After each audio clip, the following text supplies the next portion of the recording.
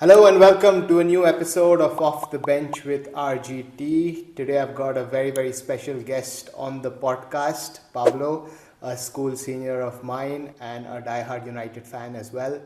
We actually went for a United game together last year, but unfortunately we lost to Spurs and Bruno Fernandes got a red card, so it was definitely not worth our money. But Pablo, thank you so much for taking time out and coming on the show today. How are you feeling? Thanks for inviting me, Ronak. It's always good to speak about United. I am okay. I'm fine. And speaking of last year, it was when we went for the game, it was so bad, man. Like it's it wasn't just a 3-0 3-0 loss. Like what was terrible was the fact that right after that it started raining. I didn't have an umbrella and had to wait in the rain and the cold, which just made it so much worse. Absolutely. But yeah. Absolutely. I think United losing and the Manchester weather both came together. Yeah. Let's put it that way. But I remember getting drenched on the way back as well, because obviously we had to walk a lot to even try and get Exactly. Yeah.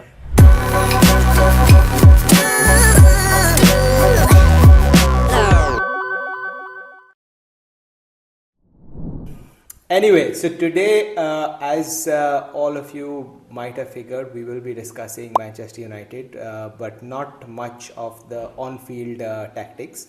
We will actually be discussing a lot of the off-field stuff that's been going on over the last few, I would say a year and a half since INEOS have taken over. So just discussing their current lack of direction is what a lot of United fans feel, right? So Pablo, jumping on to the first topic, just the ownership, right? Yeah. INEOS came in a year and a half back. There was a lot of positivity and optimism amongst United fans because we've been, against the Glazers for years. So we thought, Jim Ratcliffe and his team coming in a year and a half would kind of stabilize the ship a little bit. But honestly, if I look at it now, where we are, 1.5 years after they've taken over, we are pretty much back to square one. There are protests against the ownership, right? I think there's one planned in a few weeks as well. So, what are your honest views on INEOS's tenure so far? Okay. Let me start with a positive, right?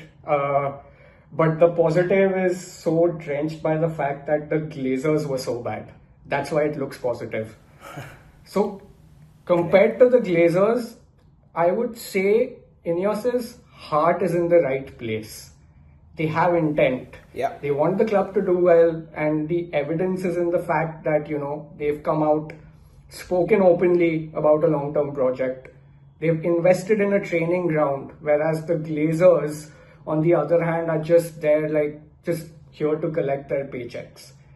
Now that's the good bit. The negatives are far more because they've made mistakes and it's not rosy. I mean, let's just go back to the fact about let's just go back to the staff. Like, they've been cutting meals for the staff just to save on money. Apparently they've removed some charity for ex-players who actually need the money, and these are ex-players who were playing in the 60s in United's heydays when they were working 2 jobs.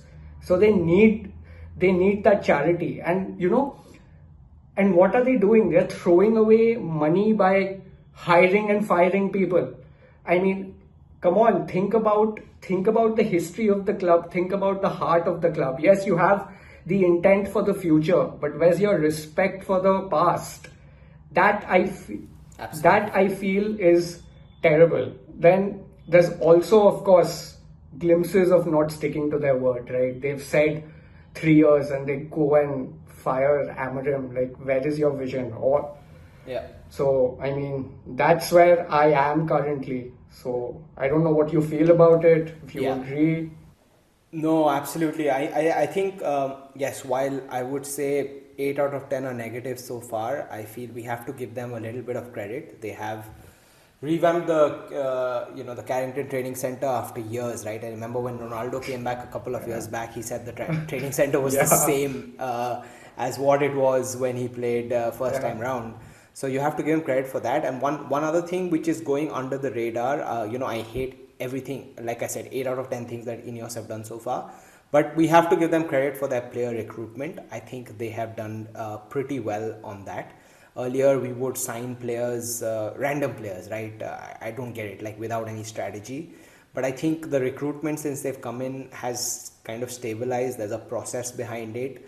And, we can see that I would say the 7-8 players that they've signed since they've come in, at least 5 or 6 of them are a success to an extent, right? So we have to give them credit, but there's so much more to that. I cannot agree and stress more on the fact that they have just wasted money since they've come in, and that starts from the time they came in and they waited for 6 months to pay that 10 odd million to Newcastle to get Dan Ashworth in, and then to fire him 4 months after that to give Ten Hag that extension in his contract, only to fire him in 3 months after that, and of course pay a compensation as well. Yeah.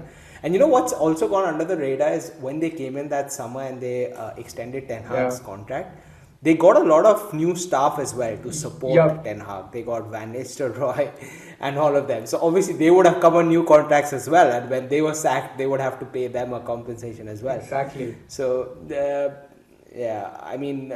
they have definitely more questions to answer. I don't have faith in them right now, but I guess we'll probably have to see where they take us, because like you said, their heart is in the right place. At the end of the day, Jim Ratcliffe is a United fan. That's true. And I would completely agree on the recruitment, like compared to what it's been. Like with the exception of Bruno, I think this has been the best recruitment window by far. Pretty much.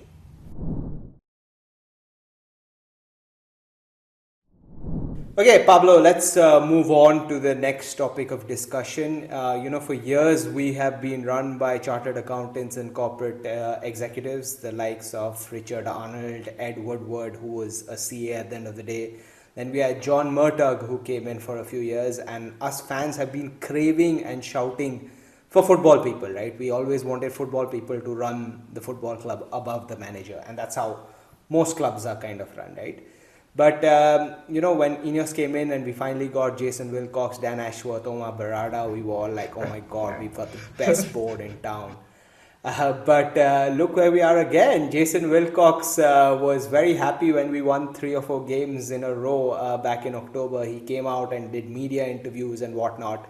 But I mean, since the drama with Amorim and the formation and the transfer budget in January, he's nowhere to be seen, right? And Omar Berrada as well. There are so many United fans that are actually pointing out something which is very valid, that I understand you've got football people in now, but they're actually all ex-City people. So how does that work? I mean, what are your thoughts on Wilcox and Berrada so far? You've put the elephant in the room. They're ex-City. Come on. Okay, football people, ex-City, exactly. Why would you do this, right? And I think the topic I touched upon, which is about, the Ratcliffe and INEOS just wasting money, I think somewhere it steps from these two, right? Yeah. Okay. Let's start with, let's leave out Ten Hag from this for now. Let's start with Amorim, which is our most recent one.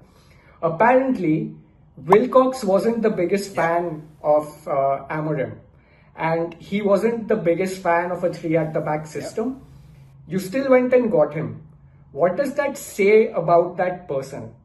Does he lack a spine? He's supposed to be a technical director, a man of football. Is he taking orders?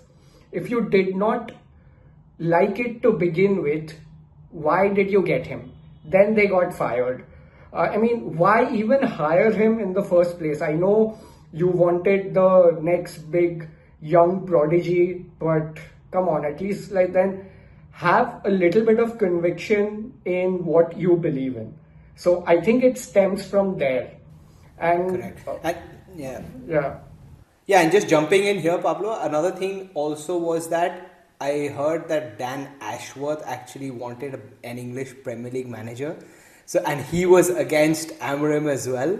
So your technical director and sporting director back then were both against Amorim. But I mean, Berrada went and still got him. So what does that say about I think them? they are puppets. They are listening to, okay, you have these people who will be yes men to bosses. This one's yes man is Ratcliffe. He's saying, Correct. try this. They'll say, okay, sir, I will do it. I don't want to lose my job. I guess it's that then, because somewhere you need to take a stand. And for these people to lack a backbone when you're speaking about 3-year projects is not the best look. And I think while we do give INEOS time or whatever, I feel these people need to go. Absolutely, because I mean, two things, right? One, they are at the end of the day ex-City folks. They probably left and joined United because they realized that the 115 charges are going to come and bite City one day or the other. So they're like, safeguard our job. Let's talk big. United is the biggest club in the world, XYZ. But honestly, what's weird, Pablo, is that I also blame Sir Jim here because he blindly trusts these guys, right? I think he came out in an interview with Gary Neville a couple of months back last year, and he said, I firmly believe what Jason Wilcox, and he said something like, I don't have data to back me, but I have Jason Wilcox's eyes, something like that, right? Now, if you trust him blindly, and if the guy did not want Amorim, why did you get him? Like, what the hell? Because you knew with Amorim you're going to get 3 at the back. He was too stubborn to change, which is fine. Like, imagine trying to change Antonio Conte's vision. He's not going to change, right? He played 3 at the back and won with Chelsea, I think, for a year, if I'm not wrong, right? So, puppets, I don't know what it is, but we can't just keep blaming the managers. We have to start blaming these folks as well. I agree. And, that's an interesting point you raise. Does that then, is Jim Ratcliffe the two-faced one? I think so. He's saying one thing and doing the other. I think so. I absolutely think so. Out of all of them, I understand Ratcliffe is actually the United fan between the 3 of them. Yeah. But, I mean, if you're blindly trusting someone and then that person is being like, I don't like this person, why are you still going ahead with these decisions? It's ridiculous. I don't get it. Very interesting point of view. Yes, yes. Yeah. Again, coming back to what we were discussing about INEOS earlier, these guys have to really pull up their socks and prove themselves over the next few years if they want to win the fans 100%. Some sort or the other.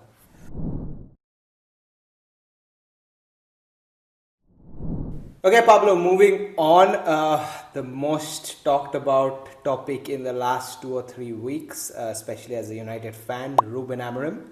I was extremely gutted when he was asked to leave.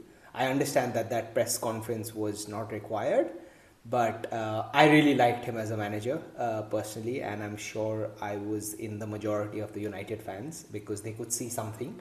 But what really annoys me is that you wanted a manager when INEOS came in, they wanted a manager with a clear tactical vision and a strategy because they did not like Ten Hag's way of playing. Ten Hag kind of by the end of it was just like, I'll put in the glory players and we'll get a glory moment and we'll score a goal and win a match. He didn't want to replicate the Ajax style for whatever reason. By the end of it, he didn't really have any style. I remember that game against West Ham which was his last game, and Dalo missed that blinder. But more than that, we were just playing and hoping that Rashford or Garnacho or Bruno just come up with something special, right? Then you go out and get Ruben Amorim, who has a strict footballing idea and a model, and you knew he was not going to shift come what may. You spoke about Project 150 with him. You made him say things like, I want to stay here for the next 20 years of my life. You let him keep his job after we lost to Grimsby Town. What the hell has happened now? I don't get it. Like, what are your views on this? It's ridiculous, right? Okay. Now this is, I have a theory here, right? And the theory may be out there also, but this is what I feel. Now again, I would say that these 2 or these 3 actually wanted to stick with Amorim for the 3 years. Yeah. They actually did. Agreed. But then Amorim brought this upon himself and he purposely wanted out. But 100%. The weird thing is, even though Amorim got himself fired, it's those three at the top to be blamed for this. Now, Yeah. let me try and draw a timeline, right? And again, I think you brought it up where in the beginning it wasn't just Ratcliffe who was saying I have blind faith in Berrada and Wilcox. Amorim was in there too. Whenever Amorim spoke, he was always like Berrada and Wilcox together. So I think it started the right place. Then Grimsby happened. And after the Grimsby game, I think Amorim made it pretty clear with what he said, where he said the players have shown me, which was there was a lot of speculation around the fact that he's going to quit. Beyond that, it was also the fans revolting. He's like what is this guy doing? Like you can't beat Grimsby. But then he got backing from Ratcliffe, and Amorim was like, okay, this is all cool. I'll still try to do. I have backing from the boss. Then AFCON happens, injuries happen, he loses his players, drops points to the lower tier teams, and everything goes for a toss again. But right at that time, you are going for Semenyo. Why are you going for Semenyo? You don't need a Semenyo, you need a midfielder and you need a wing back. You lose Semenyo, and then Amorim says, okay, then you have the money. Again, this is my assumption. You have the money. Give me the money for the players that I actually want. They say no, and that's when Amorim loses it. He's like, enough. I'm going to do something. I'm going to fight with the owners in public, and they'll have no option but to fire me. And if they fire me, I get a payout. Bye. I think that's what happened. Bang on. 2 points that I want to add here. Yeah. Recently, we've seen Oliver Glasner, who's the manager at Crystal Yeah. Palace, try a very, very, very, very similar thing. Right? Yes. He said, let me go against the owners because they've sold Mark Gahey, they've sold Eze, Yeah. and they're going to sell Mateta. Yeah. Let me just shit on them in the press and get the sack and get a paycheck. But what did Steve Parish do? Steve Parish said, you are in the job till the summer. I am not giving you the money. I guess we can't do that, obviously, because we're a much bigger club. Yeah. But, in all seriousness, I think you've hit the nail on the head. I think that's what happened. And also, I think I read somewhere that, building up to the Wolves game after the Newcastle game, the Wolves game at home, we trained with a back four throughout the week. And then against Wolves, he played with a back three, and we drew 1-1, and that was just the end of it because they had a fight, I think, Wilcox and Amber. Yeah, there were talks about, there was some meeting on Friday, and I think I read it somewhere where apparently Amorim threatened to leave, saying that I'm going to call my agent or something like that happened. But anyway, it all unfolded pre-Leeds and post-Leeds. Just to wrap it up in a nutshell, Pablo, do you think Ruben Amorim was the right man for us to take us forward to the next step? If he showed adaptability, which he did in a few instances, if he if he decided not to be so stubborn going forward, and if he got the players he wanted, I think there was something there. He just didn't have enough time. But I don't know if now's the time to bring it up. But then we saw the game against City. So, yeah. Oh my God, yeah. I mean, again, don't want to get too excited, but yeah, we saw the difference. We could clearly see that. But Pablo, with that, right, when you have such a strict way of playing football, the three at the back, etc., I mean, the only thing that can get you success, or the only two things, one is time, because then he'll need the players, or he'll need to teach the players how to play in these positions. Correct. Or it's just you give him the players in the positions. That's what Antonio Conte got at Chelsea. He got the wing, he got Marcos Alonso, I remember, as a left wing back. He flourished, right? And he had Kante and Nemanja Matic in the middle of the pitch. I mean, you're going to win it anyway, right? Yes. So yeah, I completely agree that it was two ways. Either you back him properly, or you just give him time. But I guess clearly something was happening behind the scenes. Yeah, I mean, also, see, in a way, also you can't.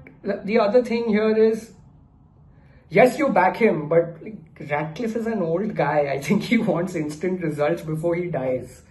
And I don't think I don't think he's going to give anyone time. So I mean, in the short stint that he did have, come on, like the stats don't lie to an extent. He wasn't good. No. Based on he stats. had the worst win percentage, and I mean this season, yeah, we've improved for sure. But I understand we've improved. That's one thing. But how we haven't beaten Everton at home with 10 men, how we haven't beaten West Ham at home, Wolves at home, and the list goes on, right? Yeah. That's what's frustrating.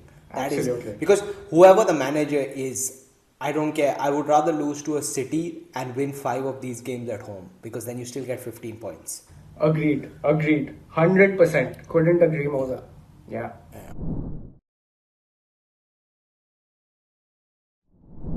Who is your ideal candidate to take us forward? I mean, there's so much talk about Michael Carrick getting the job in the summer, or we go back to the drawing board and get someone, with a big reputation, the likes of Ancelotti, Tuchel, etc.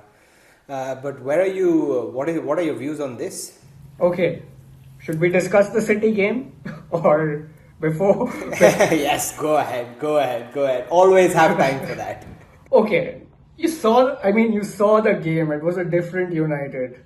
Like, if United can play the way, can keep that up, and if we can manage Champions League. So it's not just Champions League. If you can show progression, I can't see why you don't give it to Carrick. There was fight, there was passion, and you've seen the videos of the tiki-taka and rondos flirting around, right? Like, it was an absolute demolishing. The best part about that rondo is so when United beat Lyon last year, Cherki was in that team. Yeah. Cherki came to City and said he's going to show United. And who's in the middle of that rondo looking like a fool?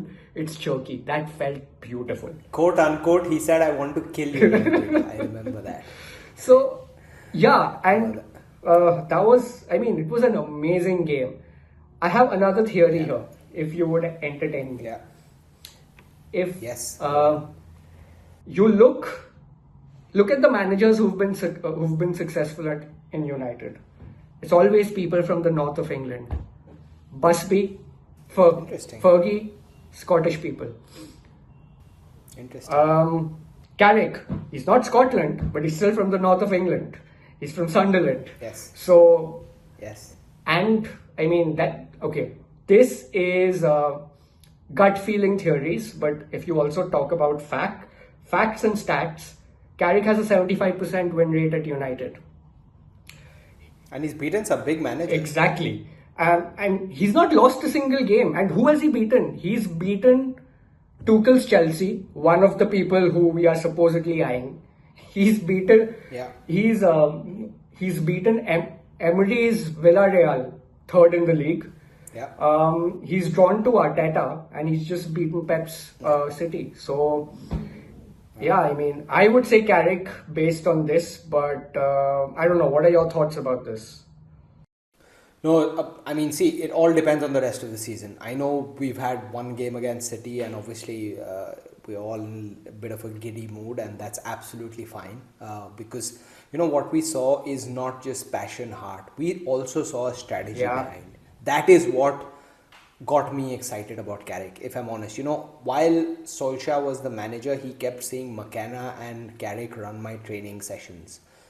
I see why he said that, because there was a proper game plan and a it wasn't the derby before the COVID break when McTominay scored that goal from 40 yards out. That was a defend with your lives with Van Bissaka, Maguire and Varane, and then just go and score on the counter. But this was not that. There was a strategy behind it. There was proper planning. And you could see that with the team selection as well. Imagine the guts Carrick and his coaching setup had to drop Šeško after scoring 3 goals in the last 2 games. So, big call. So, it all depends on the rest of the season. If he does well, gets us Champions League, I see no reason why he shouldn't be given the job. And the reason I also say that is because, the coaching setup that he's got is a little underrated. Yeah. Steve Holland actually did really well with England. He did really well with Chelsea as well. I think if you ask the likes of Tuchel, I think he was assistant when Tuchel won the Champions League with Chelsea as well. And I think he assisted a couple of other big managers as well, Conte, Goose Hiddink, and of course Southgate with England. Of course, England have never won a big tournament, but you've seen that they have improved over the last 10 years, and I think Southgate credits Steve Holland a lot. And again, coming back to your point about the Northeast, he's from Manchester as well. He's a Stratford guy, supposedly. He's from there. Okay. Or Stratford or Stockport, one of those areas, but near Manchester. So again, I hear you that, being from there, you have a separate, you understand football in that area slightly more. And we have really, really failed with the big names in the past as well. The Van Gaals, the Mourinhos, the Ten Hags to an extent. So if he gets us Champions League, and like you said, not just gets us Champions League, if he shows us progress in the way we play, I don't see why not. And leading on to the last point, Pablo, let's assume Carrick or say a big name comes in. As a fan, where do you want to see our club in the next 2-3 years? Okay, there's an answer as a fan, and then there's an answer as fact. As a fan, I want to see them winning the league. Like I want to see them winning the league this year. But as a fact, now let's say whether it's Carrick or whether it is also say a big name comes here, right? This again, I think, goes back to INEOS. INEOS in any of their clubs, whether it's Nice or whether it's in Switzerland, I don't think they've had a manager for 2 years. Which again speaks of Jim Ratcliffe being old and he doesn't have patience. Say a big... I think the average is 14 months. I read that as well. Say someone comes in, you've lost patience again, you're sacked, and then you're back to square one.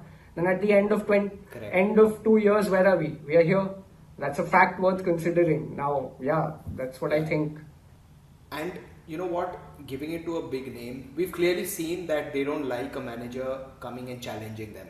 Amorim challenged them, they didn't like it, right? They want a little bit of the head coach model where recruitment team will do the recruitment job. Of course, they will take the manager's view or the head coach's view, but they want the head coach to just focus on the team and improving the team. So if they get, I don't see how Tuchel is not going to fight with them if Tuchel comes in. He fought with Chelsea and that's why he left. If you think about it, right? That's true. So a big name coming in will not. It's not going to be magic. They will challenge the board. Any club, they will challenge the board.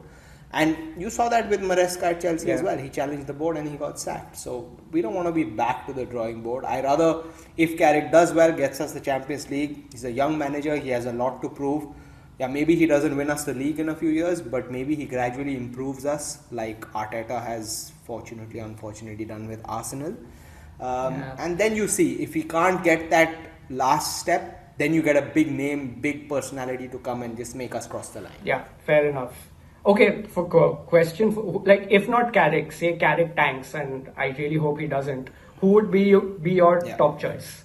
Oh, Tuchel, for sure. I've done a lot of reading since Amorim has got sacked on Ancelotti, Tuchel, De Zerbi and Nagelsmann, because I think these four are tipped to be jobless after the World Cup. Not De Zerbi, of course, because he's with Marseille, but the other three, they have contracts with their national teams till the World Cup. I think Ancelotti is, I don't know, I don't get that energy from him. He needs big players. He's a great manager, I agree, but he needs big players and he's done it with big players at Madrid. I don't think he's going to get that at United. United are never going to get a Galactico type signing every summer, right? De Zerbi, yes, lot of promise, but he's known to fight with his players again. He's done that at Marseille, he did it at Brighton, so I have that worry because United unfortunately has always been a player-driven club, which frustrates the life out of me if I'm honest, but that is what it is.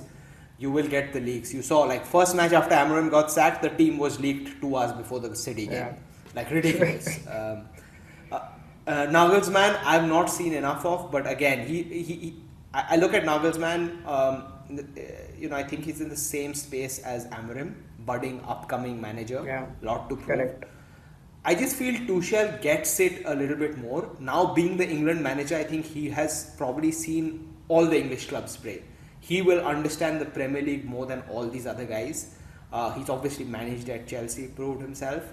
If not Carrick, I would give it to him. But needless to say, he's going to challenge the board for sure. Fair enough. My only point to this, like the only thing I would tell you is, I wouldn't consider personally Tuchel before seeing him in the World Cup, because Fair. like you say, like England's got big players, and United will Yeah. will it's a player driven club. It's not a won't be. So I don't know, and whatever you say, England's.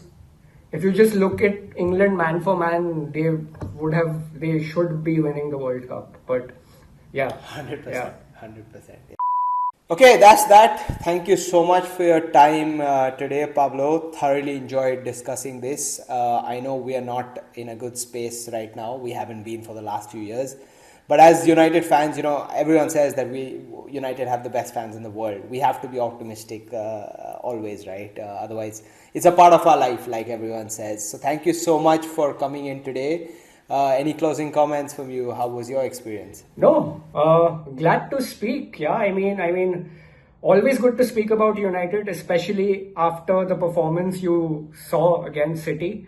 And well, I mean, if we sucked then this conversation would have been sort of a venting session to an extent, which is still good. You need to get it out there. So I had lots of fun. Thanks for calling me, and yeah, thank you. Absolute pleasure, Pablo. Thanks. Bye. Bye.